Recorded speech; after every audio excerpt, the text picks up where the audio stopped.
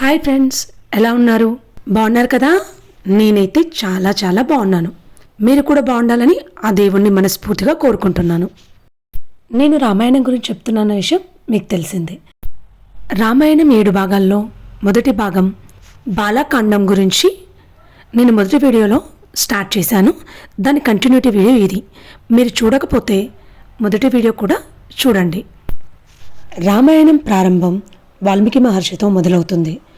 నారద మహర్షి చెప్పిన కథ ద్వారా రాముడి మహిమ మొదట వాల్మీకి తెలుస్తుంది. తరువాత వాల్మీకి అరణ్యంలో క్రౌంచ పక్షుడు ప్రేమలో మునిగిపోయి ఉన్నప్పుడు వేటగాడు ఆ మగ పక్షిని బాణంతో చంపుతాడు. ఆ దృశ్యం చూసి వాల్మీకి మనసు కలిచివేస్తుంది. దుఃఖంలో ఆయన నోటి నుంచి అనుకోకుండా ఒక శ్లోకం పలుకుతాడు. ఆపై బ్రహ్మదేవుడు ప్రత్యక్షమై రాముడి కథను గతం, ప్రస్తుతం, భవిష్యత్తుతో సహా సంపూర్ణంగా వ్రాయమని ఆజ్ఞాపిస్తాడు.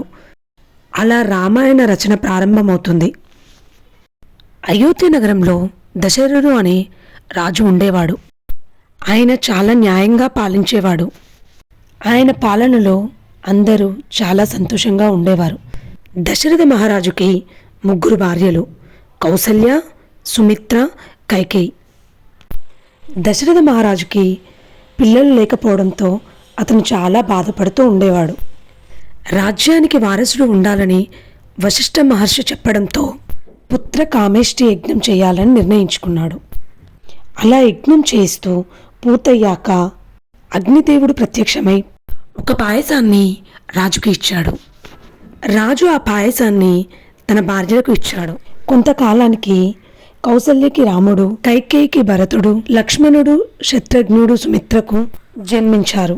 అందరూ పుట్టగానే రాజ్యంలో అందరూ చాలా సంతోషంగా ఉన్నారు. రిమైనింగ్ నెక్స్ట్ వీడియోలో చూద్దాం. Please subscribe my channel friends.